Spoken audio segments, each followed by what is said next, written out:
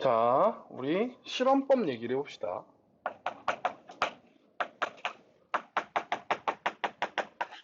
자, 실험법은 일단 실험법의 특징? 우리 책으로는 몇 페이지냐? 38쪽이죠? 38쪽을 보시면 실험법은 일단 기억하셔야 될 거. 여기서 보통 이런 표현을 많이 하죠.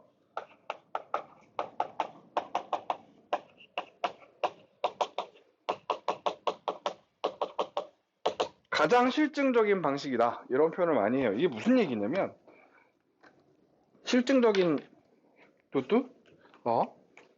아이씨.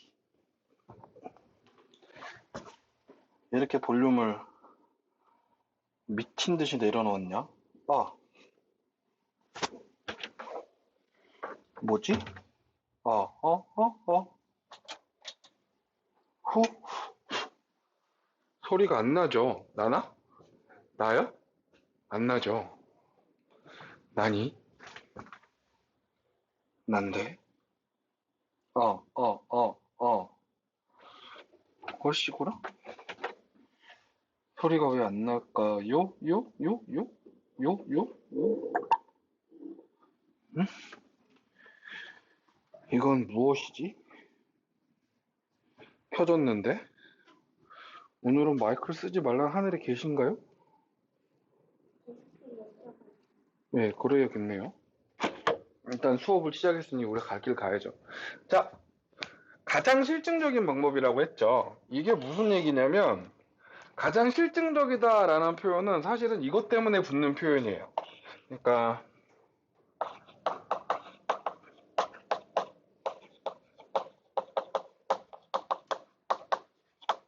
자료의 조작 정도로 구분하는 겁니다. 이게 무슨 얘기냐면 실험은요, 그러니까 여기서 말하는 실험이라는 건 실험법의 실험이 아니라 우리가 이제 자료 조사 방법에는 총 다섯 가지의 방법이 있다 했잖아요. 총 다섯 가지의 방법. 그런데 그 방법들은 기본적으로 어떤 자료를 가지고 다 뭘 해야 돼요? 나름, 네, 실험해 먹기 편하게, 나름 이게 뭐라 그럴까? 포장 작업을 좀 해줘야 돼요. 무슨 얘기인 줄 아시겠어요? 설문지 같은 경우에는 설문이 온 걸 받아서 통계를 내는 수치화 작업을 해줘야 되고요. 실험법도 비슷한 작업을 해줘야 됩니다. 그런데 그렇게 할 때 그 포장 작업에서 예를 들면은 생선을 먹을 때 회를 먹으면 그 생선의 껍질만 벗겨놓고 거의 그대로 먹는 거잖아요. 약간의 초장, 간만 찍어서 거의 생선살 그대로 먹는 거지 않습니까? 예를 들면 삼겹살이나 요런 걸 먹으면 그렇죠. 고기의 비계 부분 다 쳐내서 그러니까 우리가 흔히 얘기하는 토마호크 스테이크 같은 경우에는 수많은 커팅을 거친 딱 남는 거 먹는 거죠. 마찬가지예요. 그러니까 자료를 조작한다는 건 내가 실험을 해서 내가 모은 자료를 어떤 식으로 가공을 하는데 가공을 좀 많이 하냐 아예 가공을 못 하냐의 차이인 겁니다. 그래서 요렇게 보시면 돼요. 요렇게 있으면 자료의 조작 정도가 아주 심한 아이가 있어요. 그러니까 이게 당연히 누구? 이게 제일 심한 게 누구? 네, 실험법입니다. 실험법이 자료의 조작 정도가 제일 심해요. 여기서 조작이라는 건 이상한 조작 말고 다시 말하지만 입맛에 맞는 편집 정도라고 이해하십시다. 조작을 아예 할 수 없는 애가 있어요.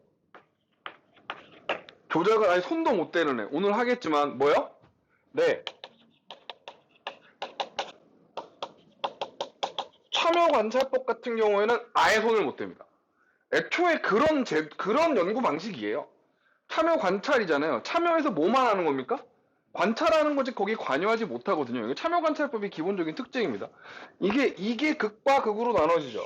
그래서 참여관찰 조금 이따 언급하겠지만 참여관찰 제도의 가장 큰 특징이 뭐냐면 자료의 실제성이라고 리얼리티가 높다라는 게 날 것 그대로의 자료가 되기 때문이에요. 자, 그러면 여기가 총 가운데라고 해보면 예를 들면 자 질문지법하고 면접법을 이 자료의 조작 정도로 구분하는 건 사실 의미는 없어요. 시험에 나오지도 않고 의미는 없는데 굳이 해보자면 이쪽으로 갈수록 실증적 라인에 가까운 거고 이쪽으로 갈수록 해석적 라인에 가까운 거거든요. 그러니까 실증적 라인 쪽에 있는 누가? 그렇죠. 설문지법이 좀 이쪽에 있는 거예요. 그리고 해석 쪽 라인에 있는 뭐가? 그렇죠. 면접법이 좀, 이거 영상에 잘 잡힐려나 모르겠다. 글씨 짝꿍 있어. 네. 면접법이 딱 요 정도 사이드에 있는 겁니다. 아시겠죠? 그래서 지금 여기 앉아 계신 분이 딱 톡방에 딱 계신 분. 그러니까 저기 기부천사 저기 두 분은 첫 주 끝나고 나갔고 지난주까지 나가지 않은 기부천사 분이 계세요. 기부천사죠 저한테. 그죠? 수강료 환불을 거의 못. 그분은 그러니까 내가 확인해봤더니 오늘 이제 수강생 명단에서 빠졌길래 톡방을 확인해봤어요. 톡방에 들어왔는데 나가면 좀 미안하잖아요. 확인했는데 톡방도 안 들어왔더라고. 왜 그러는 걸까요? 근데 그거 있을걸? 우리 학원에 단과 등록을 몇 개 이상 하면 아마 저 내공센터를 되게 할인 많이 해주지 않아요? 그래서 원래 2개만 들을 생각인데 3개만 할 생각인데 그거 하나 더 하면 내공센터 이러니까 그거 하나 등록 안 와. 합리적인 판단이라고 자본주의적으로다가 합리적인 판단이라고 해야 될지 글쎄요, 모르겠습니다. 어쨌든 간 이렇습니다. 그래서 실험법하고 참여관찰이 이렇게 있습니다. 이렇게 되는 거죠. 자, 그러면 실험법 얘기를 본격적으로 해볼까요? 자, 첫 번째 실험법은 기본적으로 가장 실증적인 방식이라고 해서요. 과정이 어떻게 되냐면 일단 두 집단을 뽑습니다. 별거 아닌 것 같은데 실험법 문제에서 최고 헬게이트는 뭔지 아세요? 이게 실험법이냐 그냥 실험이냐를 구분하는 거예요. 그러니까 딱 보면 헷갈려요. 그냥 실험이면 이걸 실험 집단, 통제 집단 나누는 게 의미가 없어요. 실험법이면 나눠야죠. 이게 되게 헷갈립니다. 여러분들 좀 잘 기억을 해주세요. 일단 뭐여야 해요? 두 집단이요. 그리고 되게 중요한 조건인데 이 두 집단은 자 여기 봐봐 거의 동일해야 돼요.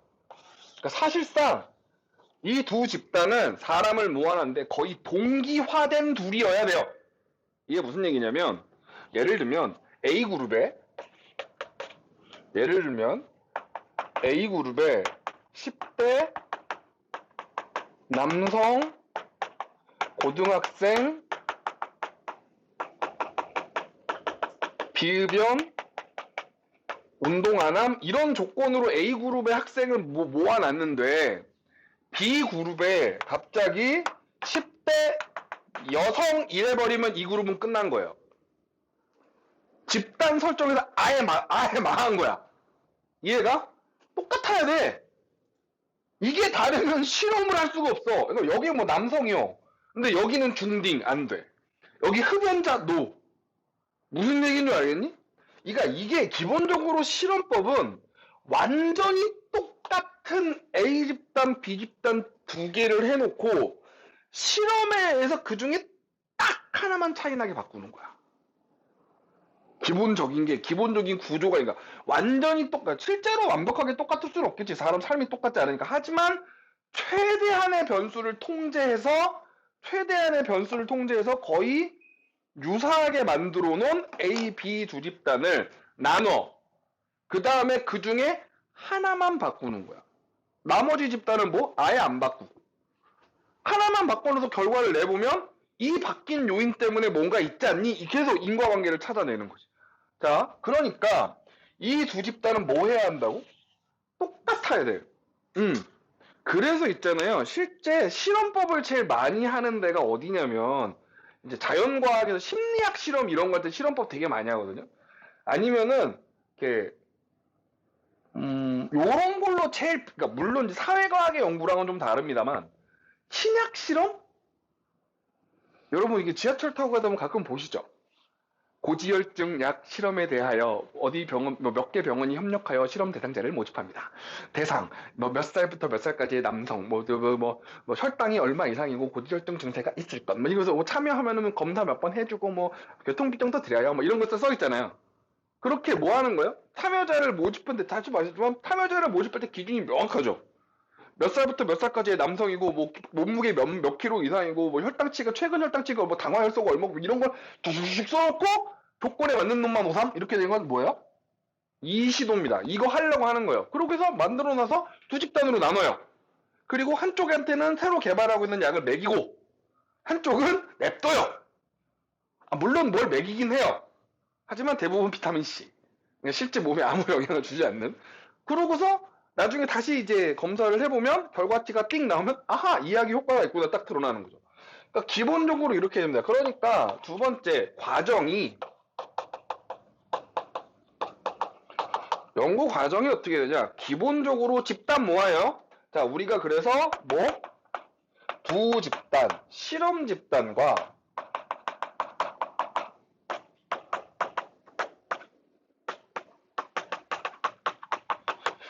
통제 집단이라고 모읍니다. 실험 집단하고 통제 집단을 모읍니다. 그리고 이 둘을 데리고 뭘 하냐면 사전 조사를 합니다. 뭐요?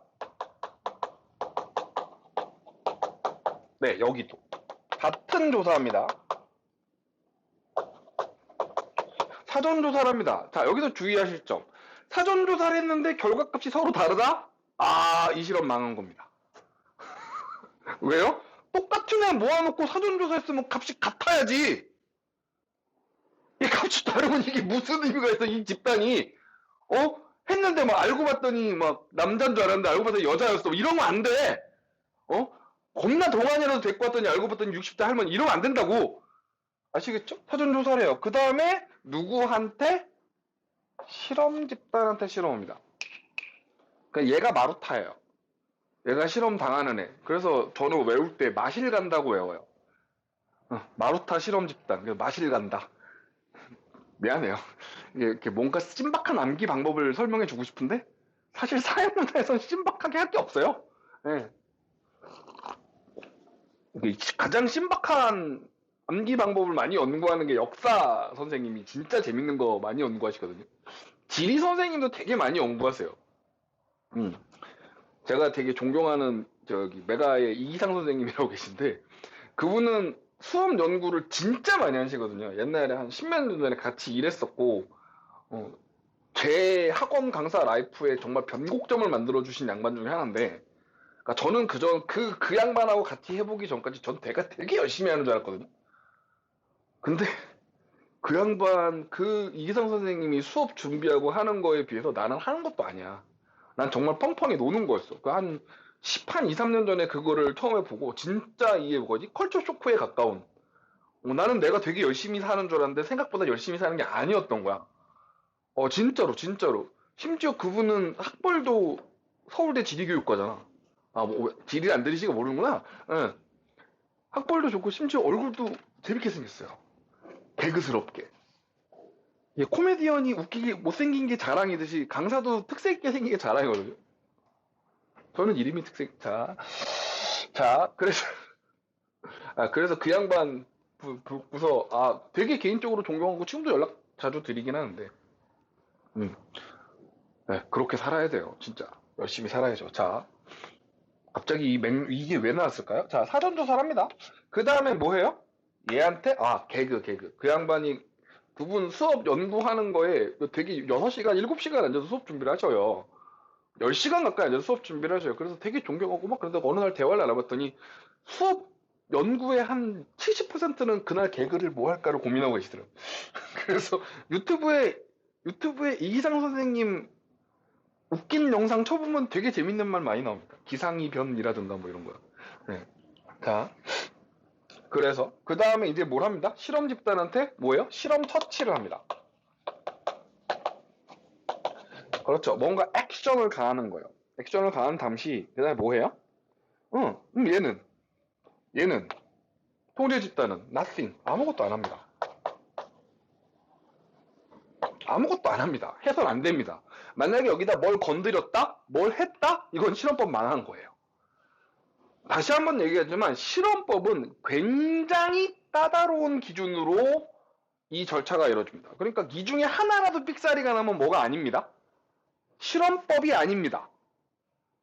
실험법이 아닙니다. 자, 그 다음에 이제 처치한 다음에 뭐 하는 거예요? 사후 조사를 하죠. 사후 조사를 하죠. 자, 그러면 재밌는 걸 하나 보여주죠. 자, 예를 들면, 봐봐봐봐봐봐. 예를 들면, 사전조사에는 둘이 똑같다 그랬잖아. 자, 독립변인이 어디 들어가게? 확실한 건 뭔 알겠니? 여기에서 뭘 확인할 수 있다는 거? 사후조사에서 종속변인을 확인할 수 있다는 건 알겠지. 얘하고 얘 값이 차이 나면 이 실험은 얘하고 얘하고 값이 가설에서 생각한 것처럼 차이가 나면 이 실험은 대성공. 봤는데 가설처럼 안 나면 이 실험 망한 거지. 기각. 자, 어디가 독립변수가 들어갈까? 여기서 들어가는 거야. 독립변수에 해당하는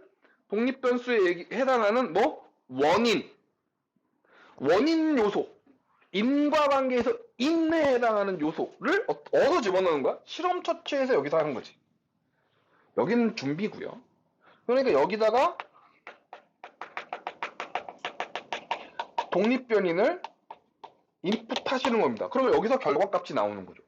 자, 그래서요. 기본적으로 실험법은 이렇습니다. 자, 오케이? 자, 제 책을 보실까요? 책을 보시면 실험법의 특징이 나오네요. 자, 첫 번째 특징. 일반적으로 당연한 얘기입니다만 뭘 수집하려는 목적에서 합니다. 양적 자료를 수집하려는 목적에서 합니다. 이건 뭐 당연한 얘기죠. 그 다음에 가장 엄격한 통제. 그래서 요 얘기가 붙는 겁니다. 가장 엄격한 통제. 그 다음에 세 번째, 자연과학 연구에서 많이 사용되지만 인간을 대상으로 하는 연구에서 이 방법을 하는 경우에는 뭐에 문제가 좀 많이 생기긴 해요? 네, 비윤리성. 그러니까 이게 잘 생각해봐.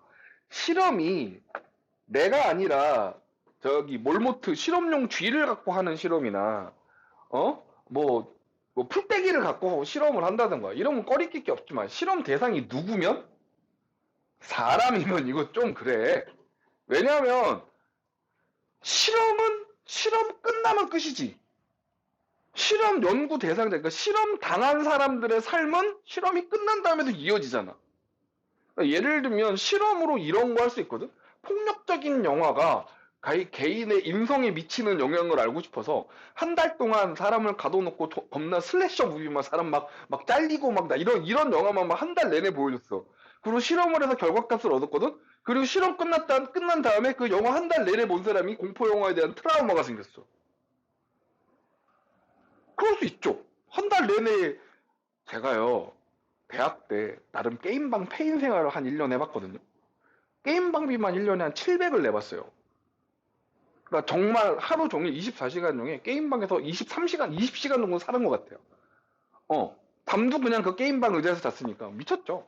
그냥 이런 걸 했는데 예, 돈도 좀 벌었어. 어쨌든 그랬어요. 근데 제가 그래서 지금도 지하에 있는 게임방을 못 가요. 그 1년 한 다음에 약간 그 폐소공포증 같은 비스무리끼리한 게 생겨서 지하에 있는 게임방을 들어가면은 한 20분쯤 지나면 속이 되게 답답해져요. 그러니까 폐소공포증 이런 것까지는 아니어도 되게 불쾌해요. 힘들어. 있기가. 그리고 그 이후로 짜장면을 잘 안 먹게 됐어요. 왜냐면 맨날 게임방에서 맨날 짜장면 시켜 먹고 그러니까 짜장면 짬뽕을 안 먹어요. 그 다음 이후로. 그러니까 그게 저한테 나름 뭐예요? 안 그런 줄 알았지만 사실 알고 봤더니 약간의 트라우마가 있는 거죠. 그러니까 실험법을 그렇게 하면 그 뒤에 여파 어떻게 할 거야? 그래서 항상 무슨 문제가? 비윤리성의 문제가 항상 언급이 됩니다. 근데 참고로 요즘의 문제 트렌드에는 비윤리성이 많이 안 나오긴 해요. 그러니까 한 2017년 이전 문제들에서는 비윤리성을 엄청 냈는데 요즘 트렌드에서는 좀 안 내는 추세이긴 합니다. 그 정도는 알아주십시오. 자, 그 다음에 실험법 4번. 실험법을 적용 시 여러 가지 변인 중에 특정한 독립변수와 종속변수 사이의 인과관계를 규명하기 위해서는 다른 변수들을 통제하는 거고 자료의 조작. 그래서 자료 조작 겁나 많이 한다 그랬죠? 자, 주제입니다. 장점. 뭐하기 좋아요? 법칙 발견하기 진짜 좋아요. 왜냐하면 다 똑같이 만들어 놓고 하나만 다르게 해서 그것 때문에 영향이 있는지 없는지만 확인하면 되잖아요. 그러니까 예를 들면 이런 거예요. 자, 예를 하나 그냥 아무거나 실험의 예를 하나 들어볼게요. 예를 들면 스트레스 해소에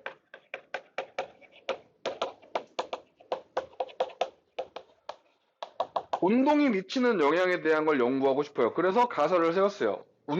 운동을 하면 스트레스 해소에 도움이 될 것이다 라는 가설을 세웠어요. 그리고 A집단, B집단 여기는 저기 있는 거 그대로 해볼까요? A집단은 10대 남성 고딩 비흡연 운동 안 해요. 그리고 B집단도 10대 남성 고딩 비흡연 운동 안 해요. 그리고서 A는 실험집단, B는 통제집단. 오케이? 그리고 각각 사전조사 했어요.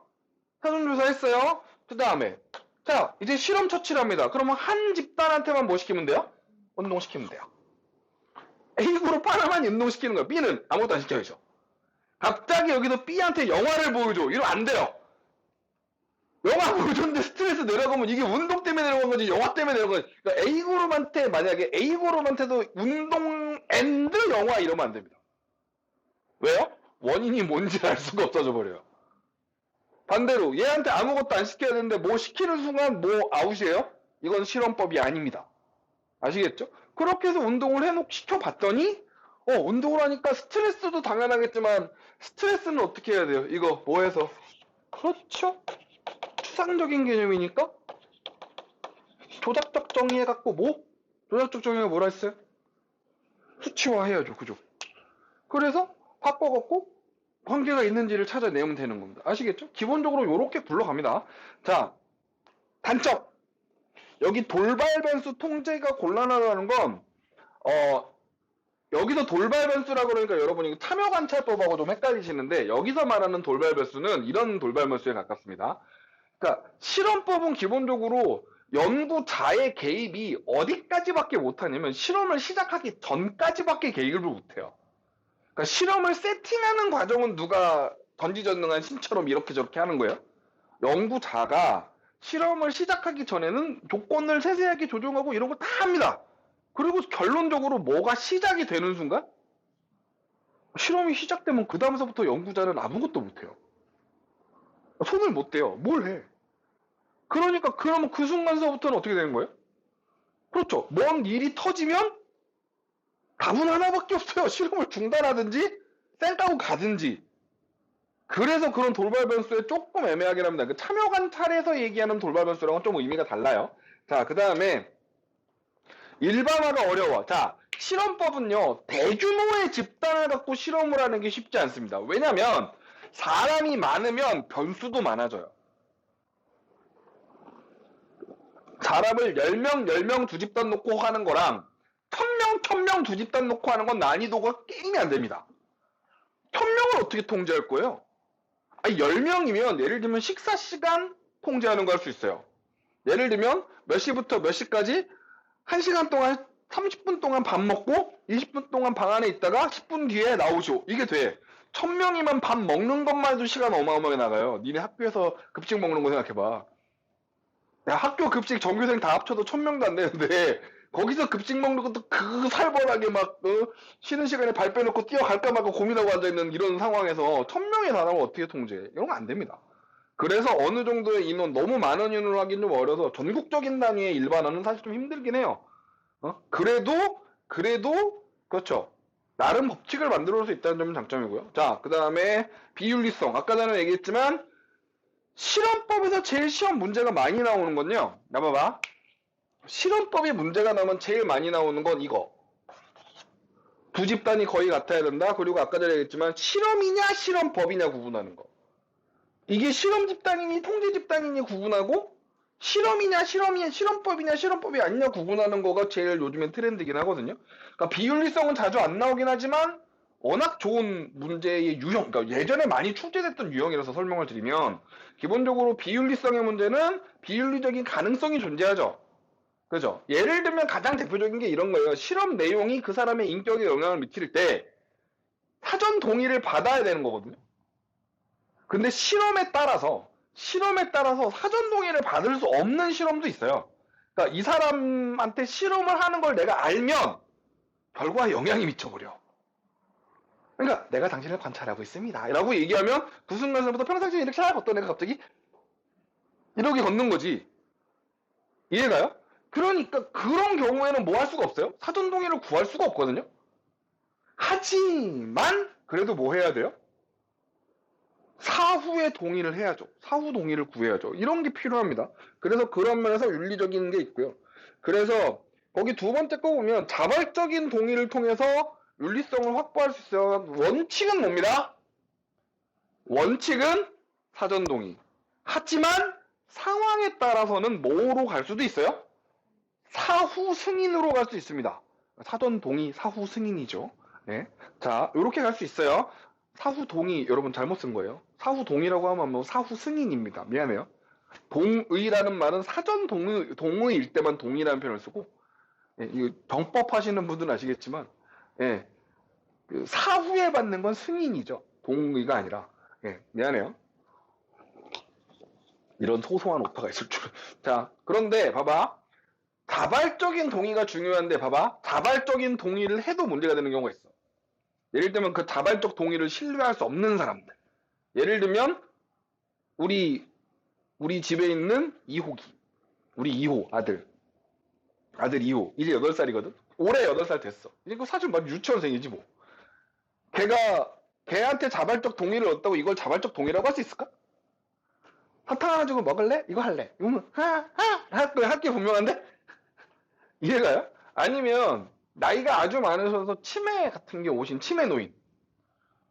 알츠하이머나 파킨슨병 같은 그런 질환에 의해서 치매가 왔어. 머릿속이 점점 지워지고 있는데 이분의 판단을 정상적인 판단이라 볼 수 있냐 이거지.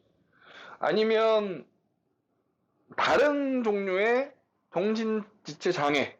예를 들면은 발달장애나 아니면은 뭐 기타 등등의 정신지체 장애가 있는 경우에 이 사람의 판단을 개인의 동의라고 할 수 있을까? 자발적인 동의가 맞냐라고 할 수 있냐면 이건 좀 곤란하죠. 그죠? 우리가 보통 이제 그 한정 승인이라고 하나요? 한정 승인 대상자들에게 하는 거는 좀 곤란하고요. 그 다음에 두 번째는 대가를 주고받는 거. 그러니까 예를 들면 이런 거지. 실험에 참여해줘. 나 시간 없는데. 얼마 없는데? 만 원? 만 원 따위. 10만 원이면 되겠지. 10만 원 따위. 100만 원? 콜. 여기서 100만 원에 콜했어잉? 그거 자발적이라고 봐야 되니? 자발적이긴 하지. 근데 있잖아. 예를 들면 금전적인 이런 대가를 제공을 하잖아. 어느 정도 수준이 넘어가면 그렇지. 네가 거절하는 건 더 많은 돈을 제시받지 않았기 때문이야. 이런 논리로 뭐 거절할 때마다 금액을 2배씩 띄워. 언제까지 거절할래? 그렇지. 그러니까 그렇게 해서 만약에 허락할게요 이러면 그걸 자발적인 도구라고 볼 수 있을까? 네, 그런 다시 말씀드리지만 비윤리적인 그런 문제가 있습니다. 자, 넘어갈게요. 그 맨 아래 에센셜 데이터. 실험하고 실험법을 구분하시라. 자, 여기 보세요. 다시 말하지만 실험법은 뭐와 뭐의 구분이 명확해야 돼요? 실험 집단과 통제 집단의 구분이 명확해야 돼요. 실험 집단은 뭘 하는 집단이고 실험을 진행하는 집단이고 통제 집단은 아무것도 안 하는 집단인데 통제 집단한테 뭔가 실험을 했다? 이 실험법 망한 거예요. 아시겠죠? 그 다음에 또 하나 여기 봐봐. 실험법이냐 실험법이 아니냐 이거 두 집단한테 하는 거잖아. 만약에 개인한테 하면 실험법 아닙니다. 그러니까 예를 들면 A 그룹, B 그룹이 아니라 A, C, B, C 한 명 한 명한테 실험하면 그건 뭐라고 볼 수가 없어요? 실험법 아니라고. 실험 집단, 통제 집단이잖아. 아직 너네가 집단 파트를 안 해서 근데 집단은 2인 이상의 사람이 모였을 때 집단이라고 하거든요. 아시겠죠? 그러니까 그런 것도 생각보다 되게 주의합니다. 주의하셔야 되고요. 그 다음에 그 동그라미 2번은 우리가 했던 얘기죠. 실험법에서 실험 집단과 통제 집단은 유사해야 한다고. 그 다음에 세 번째, 집단이어야 되고. 오케이? 요거 어찌 보면 되게 당연한 얘기인데요. 당연한 얘기인데 생각보다 많이 헤맵니다. 특히 실험법하고 실험 집단하고. 자, 뿅. 자, 넘어갑시다.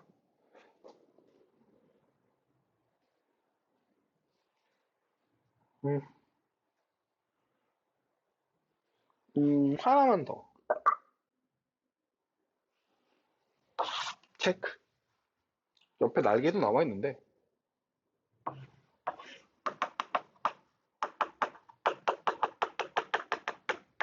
실험법은, 자,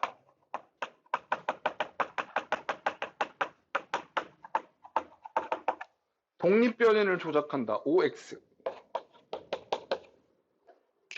그럼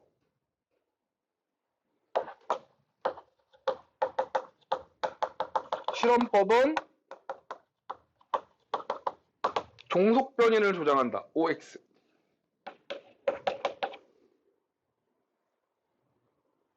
1번 O. 1번 X. 난 네가 뭐라 그런지 모르겠다. 딱히 알고 싶지도 않고. 죽는다. 손은 들어야지, 얘들아. 자, 뭐? 그렇죠. 독립변신을 조작해야죠. 아, 말했잖아. 실험 처치라고. 독립변인을 넣는 거라고. 독립변수를 조작하는 거니까. 종속변수는 조작할 수 있어요, 없어요? 얘들아, 종속이잖아, 종속. 독립변수에서 뭔가 원인이 시작되면 그거에 따라서 나오는 결과 아니야. 종속변수를 조작하면 뭐예요? 실험 왜곡이죠? 실험 결과의 왜곡 아니야? 이런 건 안 됩니다. 당연한 얘기예요. 그 다음에, 자, 그러면, 봐봐.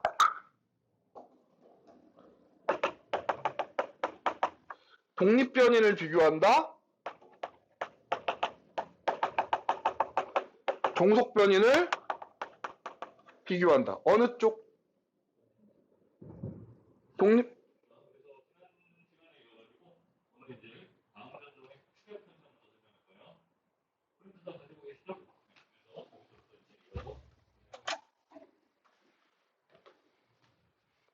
마이크 간섭 때문에 그래. 마이크 간섭, 그러니까 아마 내 마이크는 저쪽 강의실에서 올렸을 거야. 그러지 않고서야. 그죠? 볼륨도 뒷방 올려놨거든? 저쪽에서 수업을 하셨으면, 못 들었을 거야. 왜냐면 저쪽 강의실은 7시부터 시작이거든. 우린 6시 반이니까 나는 피해주지 않았어. 다행이야. 만약에 저쪽에서 계속 시끄럽게 하면 나도 여기서 켜고 내 마이크 켜서 소리를 지를 수가 있어. 자, 이따가 상담실에 얘기해야겠는데. 자, 아시겠죠? 자, 누구? 이거 뭐가 맞아? 그렇죠. 이쪽이 맞는 거죠. 독립변수를 어떻게 비교해? 얘 같은 애들인데 독립변수는 비교할 수 없어? 종속변수를 비교하는 거야. 이 둘의 차이점을 비교해야지. 알겠니? 요렇게 놓고 보시면 되게 쉽게 이해할 수 있습니다. 말들 괜히 헷갈리는 거예요. 넘어갈게요. 자, 그 뒤에 거는 이 말을 이상하게 써놓고. 자, 치우겠습니다. 치울게요. 자, 이제 해석적 연구 방식이네요. 면접법입니다. 자,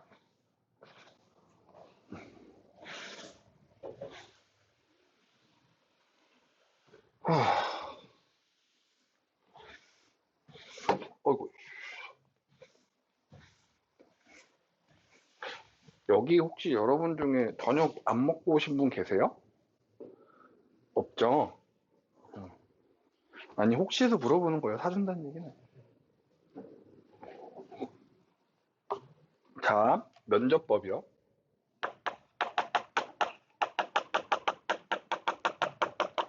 자, 면접법은 당연하겠지만 해석적 연구죠. 거기 장단점 먼저 보실래요? 자, 특징 봅시다. 특징. 그러니까 면접법은요. 일단 여러분이 기억하실 건 면접법은 진행 과정이 대단히 특이하죠. 어떻게 진행되는 거냐면 연구자가 있고요.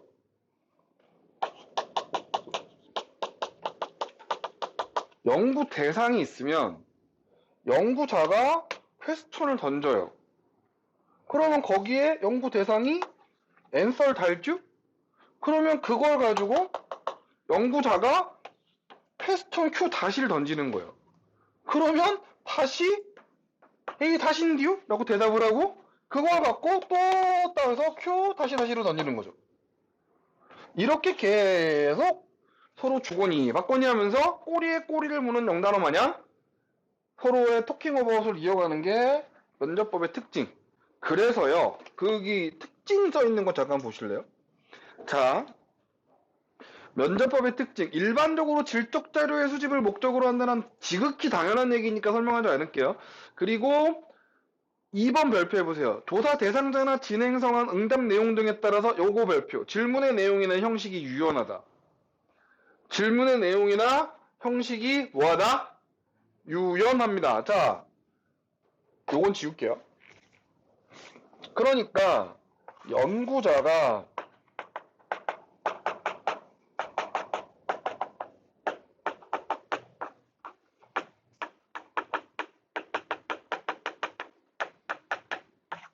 질문의 내용이나 형식을 유연하게 바꿀 수 있어요. 이걸 한 단어로 뭐라고 하냐면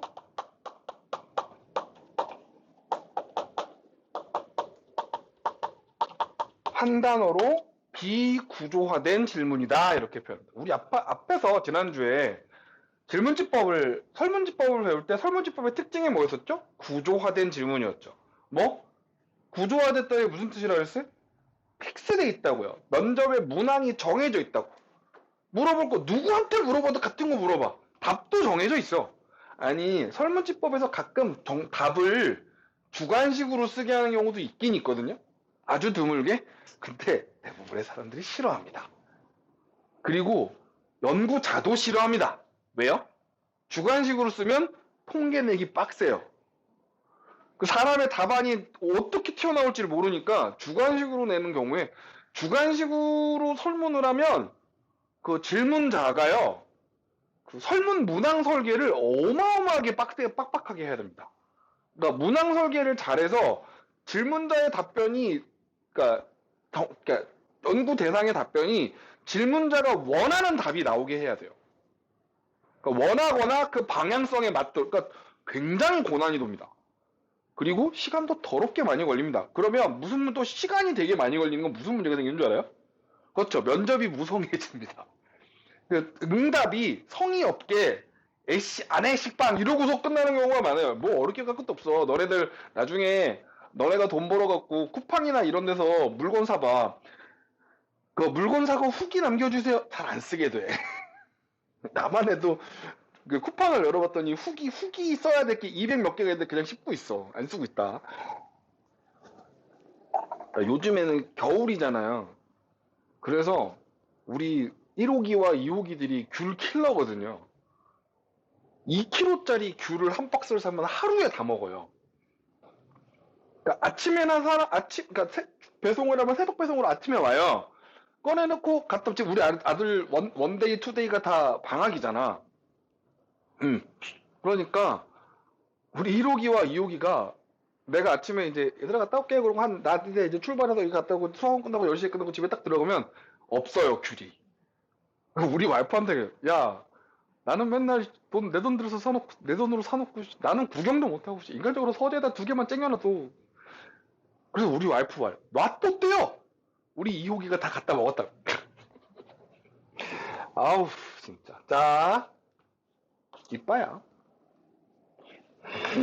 예뻐요. 자, 알겠죠?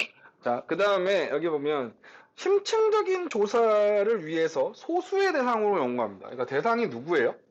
준준? 그렇죠. 소수를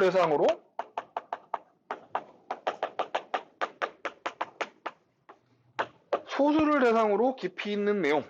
예, 이게 기본적으로 뭐의 특징? 면접법의 되게 중요한 특징이죠. 그러니까 누구랑은 사실 좀 대척점이 있는 거예요. 질문지법하고는 좀 대척점이 있죠. 질문지법은 다수의 인원한테 와장창 있는데 얘는 그건 아닙니다. 자, 그 다음에 라포. 그렇죠. 뭐? 이 대상한테 연구하는, 그러니까 연구 대상에 되게 깊게 들어가기 때문에 라포 형성이 라포 뭐 상관없죠.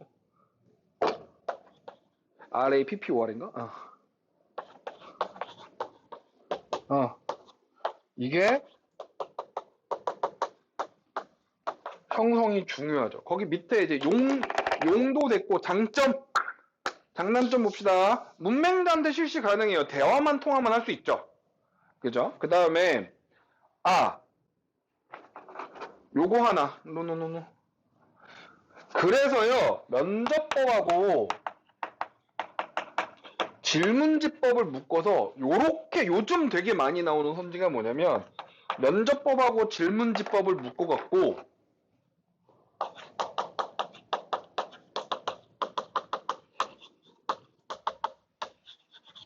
언어적 상호작용을 통해서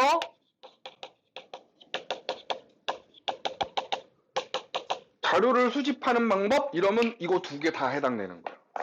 질문지법은 뭐 일반적으로 문서를 하죠. 면접법은요 대화를 하잖아요. 언어를 통한 대화. 그죠? 그래서 언어적 상호작용을 통한 자료 수집 방법 얘기하면은 예, 면접법하고 질문지 이 두 개가 다 붙습니다. 그러니까 되게 잘 물어보는 방식이에요. 되게 잘 그러니까 문제 풀어보신 분은 알겠지만 기출문제 선지에 되게 많이 나옵니다. 요즘 트렌드 이게 한 2018년, 17년 문제 정도부터 되게 잘 보이기 시작해갖고 요즘에는 아마 별의별 사설 모의고사 다 이거 물어봅니다. 네, 굉장히 많이 물어보는 선지니까 이거 기억하시고 그 다음에 거기 장점을 보시면 소수자로 응답자로부터 전문적인 식견 됐고요. 그 다음에 신뢰관계를 형성해서 응답 거부나 회피, 무성의한 응답, 조사 의도를 훼손하는 악의적인 응답을 방지할 수 있어. 그래서 되게 뭐가 중요해요? 이게 되게 중요하다 그랬잖아. 그래서 나오는 특징이야. 누가 중요해? 연구자의 수준이 생각보다 중요합니다. 그러니까 보통 이 면접법을 누가 제일 많이 하냐면요. 여러분이 쉽게 이해하시면 심리상담 같은 거, 심리상담소, 우리 아니면은 저기 뭐지? 우리 그 오은영 박사님이 나오시는 우리 아이가 달라져서 딱 그겁니다. 그러니까 우리 아이가 달라져서는 참여 관찰에 가까운 방법이지만 어쨌든 간에 부모하고 면담을 통해서 아니면은 뭐였지? 그 이게 뭐 좀 이렇게 사이 안 좋은 부부 나와갖고 솔루션하는 그런 프로 거기도 오은영 박사님 나오던데 그러니까 그런 프로예요. 그러니까 이 대상자에게 인터뷰를 해서 신뢰관계가 쌓이고 이 연구자 자체가 이런 거를 많이 해보고 대기하면 굉장히 좋은 솔루션을 자연스럽게 찾아내거든요. 근데 연구자가 예를 들면 이런 거지. 상담을 글로 배웠어. 이런 경우 여러분은 당신의 아내분께 사랑한다고 꽃다발을 전해주세요. 뭐 이런 거. 아니 좋은 방법이긴 하지. 근데 이게 그 상황하고 안 맞으면 어떡해? 그 아내분이 꽃가루 알레르기 있으면 어떡해? 이해가? 그러니까 상황에 맞게 이런 걸 하기 위해서는 아무래도 누구의? 연구자가 좀 경험치가 필요하거든? 어쩔 수 없이. 그런데 이 경험치가 없는 연구자의 경우에는 이 면접법 같은 경우에 통으로 말아먹을 수도 있습니다. 나포 형성에 실패하여. 자, 그 다음에 단점. 일단 많은 시간과 비용이 소요됩니다. 어쩔 수 없어요. 뭐에 비해서? 질문지법에 비해서는 어마어마하게 많이 들죠. 그 다음에 전문적인 지식을 갖춘 조사자가 필요해요. 방금 전에 얘기했고요. 표본 구하기 힘들어요. 잘 생각해봐. 아까 전에 했지만 면접법을 제일 많이 하는 게 어디서 많이 한다 그랬니? 심리상담, 정신과 상담 이런 데서 많이 한다 그랬지. 잘 생각해봐. 정신과에서 본인 스스로가 내가 정신병이 있는 것 같아 하고 병원 오면 그거 치료 반은 한 거야. 심리상담이나 정신과 상담센터에 내가 좀 상태가 이상한 것 같아요 라고 가면 자기 증상을 인지하고 갈 정도면 이미 치료 진짜 한 반은 한 거라니까? 대부분의 사람은 뭐 합니다? 정신병이 있는 사람들, 조현병이나 아니면 뭐 분노 조절장애나 이런 거 있는 사람들의 거의 대부분은요, 7, 80%는요, 자기 증상이 조현병이라거나 분노 조절장애라는 걸 인식을 못해요. 그 옆에 사람이 너 병원 좀 가봐. 그럼 화내요. 내 진짜 미친 사람이 좋아! 이래요. 뭐 되게 어렵죠. 그러니까 예를 들면 내가 그러니까 알코올 의존증에 있는 사람이 가족한테 어떻게 대하는지를 연구하고 싶어. 알코올 의존증에 있는 사람하고 인터뷰하기가 힘들다니까? 본인이 알코올 의존증이라고 인정을 안 해. 아, 그냥 밥 먹다 판주 한잔하는 걸 갖고 무슨 알코올 의존증이래? 이런다니까? 이해가요? 쉽지 않습니다. 그 다음에 조사자의 편견 개입 가능성 높아요. 여러분 가끔 그거 들어봤죠? 정신과 의사랑 환자 사이에 가스라이팅 그게 얘입니다. 그러니까 기본적으로 연구자가요. 연구 대상에게 감정이입하고 할수록 그 연구 대상자의 행동을 이해하고 숨은 의미를 파악하기가 쉽잖아요. 그렇단 얘기는 연구자가 연구 대상에 대해서 정말 모든 걸 알고 있어야 돼요. 알수록 좋죠. 근데 의사와 환자의 관계인데 정신과 의사가 이 환자의 치료를 위해서 정보가 제공되는 거잖아. 근데 그걸 이 의사가 안 좋은 마음 먹고 사적으로 이용하면 여기서 일 터지는 거지. 이게 정신과 상담의 특성상 기본적으로 멘탈의 케어가 필요하신 분들은 기본적으로 상태가 안 좋죠. 그러니까 누군가가 내 정신적 멘탈을 케어해주는 사람이 있거나 이러면 대부분 어떤 증상이 보이냐면 의존증이 생겨요. 그 사람에게 의존해요. 그러니까 예를 들면 여러분도 그렇잖아요. 여러분도 뭔가 고민을 하고 있는데 누군가가 되게 속 시원한 완전 사이다의 해결책을 딱 하고 풀어주면 이러잖아요. 사람은 어쩔 수가 없어요. 원래 그래요. 특히나 정신적으로 나름의 그 가치관의 확립이 안 돼 있는 청소년 시절이나 아니면은 정신적인 상처를 받고 트라우마를 받아가지고 정신적인 이런 데미지에 몸이 약해진 상태에서의 그런 따뜻한 관심, 여러분에게 치료를 하기 위해 따뜻한 관심을 주잖아. 그런 따뜻한 관심은 자칫 잘못하면 뭐로 착각하기 쉬워요? 당신을 치료하기 위한 과정인데 애정으로 착각되기 쉽습니다.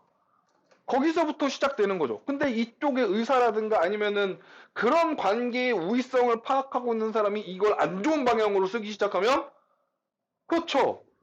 이 대상은 자기도 이게 좀 아닌데 하면서 계속 끌려가고 있는 거예요. 의존증이라는 게 여러분 가끔 가다 이런 얘기를 하면 어떤 친구들이 의존 안 하는데 쉽지 않습니다.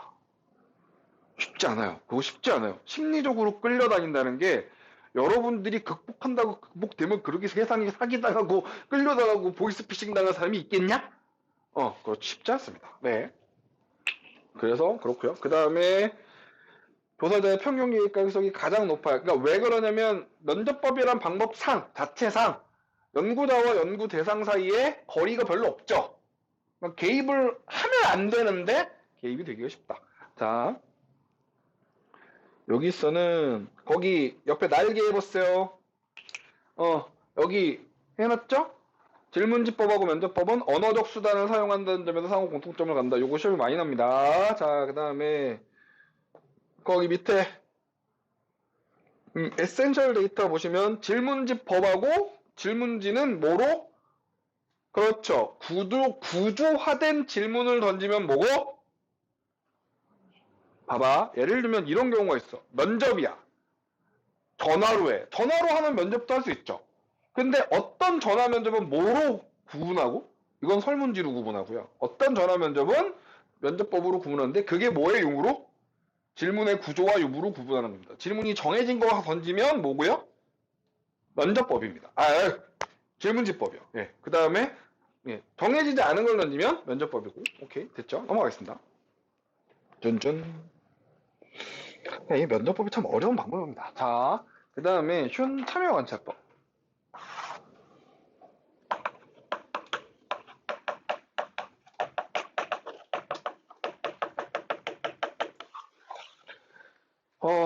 참여관찰법은 거기 보시면 연구자가 연구 대상을 관찰하는 거죠.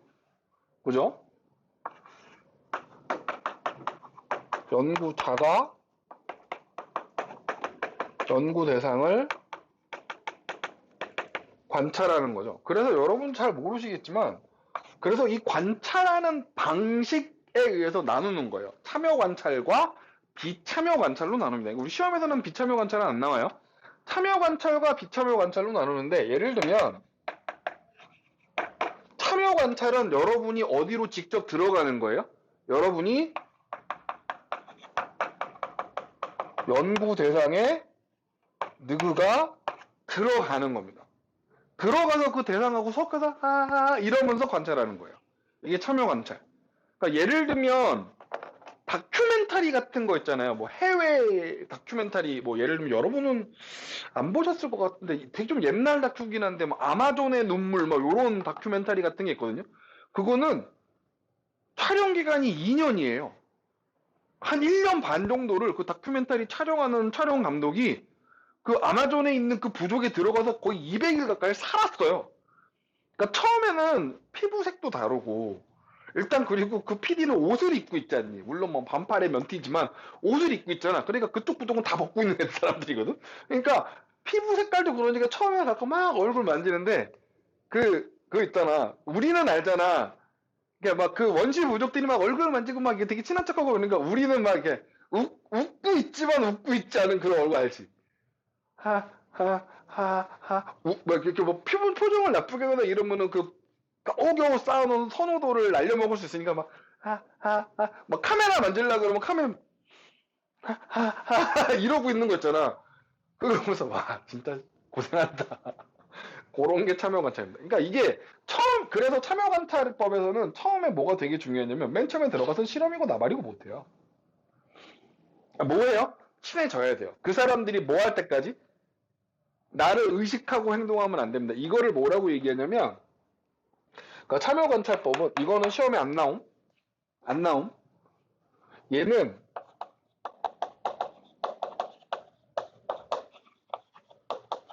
관찰자 효과가 이걸 통제할 수 있는 경우.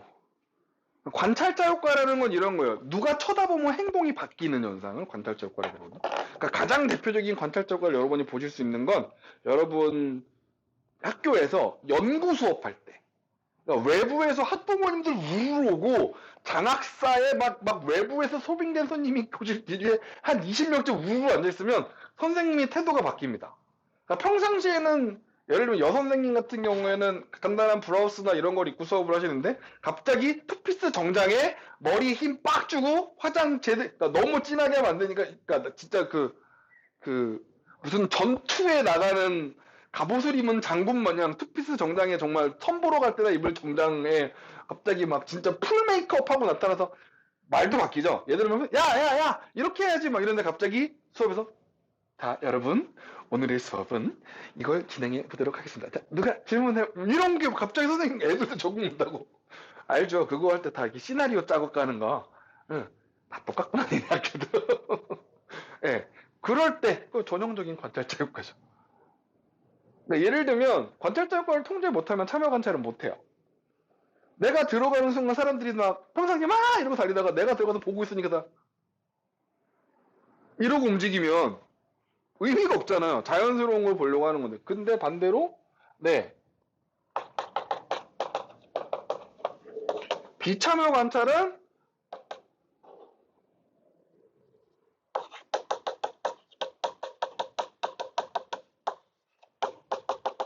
연구 대상의 외부에서 관찰하는 겁니다.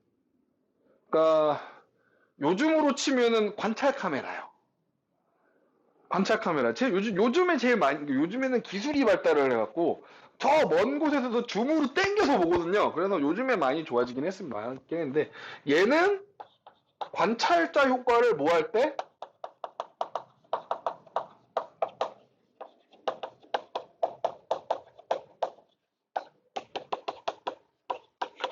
관찰자 효과가 날 때 이걸 아예 손을 댈 수가 없는 경우에는 아예 안 들어가요. 안 들어가고 멀리 사는 거예요. 얘는 뭐 할 수 있다? 이렇게 쓰니까 헷갈리겠다. 관찰자 효과가 통제가 되면 내가 그 집단에 녹아들어서 이게 이 양반들이 내가 그 집단 사람인지 외부 사람인지 구분 안 가게 서로 같이 막 이거 놀 수 있으면 그렇죠. 참여관찰하는 겁니다. 요렇게 되는 거예요. 자, 그래서 참여관찰법은 자 일반적으로 질적 자료를 수집할 목적으로 가고요. 가장 전형적인 비구조화 비표준화. 그러니까 이게 거기 보시면 연구 대상자의 생활에 뭐 하지 않아요? 네, 뭐 하지 않습니다. 조작이 제로입니다. 아예 안 해요.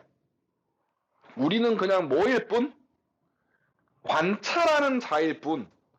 관찰하는 자일 뿐 이 사람의 생활을 건들지 않습니다. 그래서 얘 때문에 나오는 되게 중요한 특징이 있어요. 뭐? 자료의 실제성이라는 성질이 붙습니다. 자, 실제성은 영어로 리얼리티죠. 리얼리티 짱이에요. 날 것 그대로의 자료 이렇게 되는 거죠. 그래서 거기 보시면 자 보십시다. 심층적인 연구를 위해서 장기간에 걸쳐서 수입하는 경우가 많아요. 수행되는 경우가 많아요. 그래서 모든 연구 방법 통틀어서 비용 제일 많이 듭니다. 물론 상대적이긴 하죠. 뭐 예를 들면 질문지법도 전 국민 대상으로 다 하면 비용이 어마어마해지겠지만 일반적으로 봤을 때는 이제 참여 관찰이 기간이 제일 길고 비용도 오래 걸려요. 그러니까 이 마을에 들어갔는데 내가 한 3년쯤 있는데 아직도 마을 사람들이 날 의심하고 막 이러고 쳐다보면 그냥 있어야죠. 뭐 어떡해요. 아니면 이런 경우도 있어요. 내가 의도한 어떤 현상을 연구하러 들어갔는데 안 일어나요. 그런 현상이. 대략 난감이죠. 그러니까 예를 들면 어느 부족의 장례식 풍습을 연구하러 들어갔는데 그래서 막 친해지고 막 이러고서 한 2년 있었는데 한 5년 동안 아무도 안 죽어. 이렇게 되는 거죠. 네. 난감하지 않겠습니까? 네, 그렇습니다. 자, 그 다음에 그래서 거기 용도는 뭐 됐고 의사소통이 안 되는 집단을 상대로 깊이 있는 정보를 수집할 수 있어요. 그러니까 관찰만 할 수 있다면 그게 참여든 비참여든 관찰만 할 수 있다면 누구도 할 수 있습니까? 외계인을 데려다 놓고 할 수 있는 게 참여관찰법입니다. 그 다음에 장점 질문지법이나 면접법이 곤란한. 자, 여기 봐봐. 질문지법하고 면접법이 곤란하다는 건 무슨 얘기? 이게 안 되는 애들. 언어적 상호작용이 불가능한 집단한테는 뭐가 약이에요? 참여관찰법이 약이죠.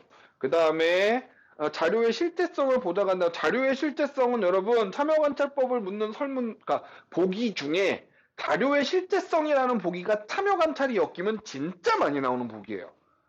그러니까 참여관찰에서 그 시험 문제로 써먹을 수 있는 거 1번이 뭐냐라고 물어보면 자료의 실제성. 진짜 언급 많이 되는 보기입니다. 자, 그 다음에 네.